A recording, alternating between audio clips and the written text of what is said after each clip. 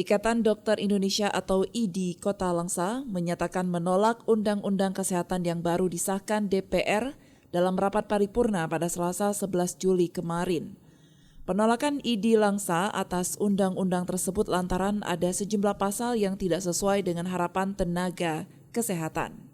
Ketua Ikatan Dokter Indonesia Kota Langsa, Helmiza Fahri, menyebutkan ada beberapa poin yang dinilai kontroversial bagi tenaga kesehatan dari undang-undang tersebut. Salah satunya yakni dengan diizinkannya dokter asing untuk bekerja di fasilitas kesehatan Indonesia. Menurutnya, sumber daya kesehatan di Indonesia juga masih banyak yang mampu dan profesional untuk menempati kekosongan dan pemerataan kesehatan di daerah.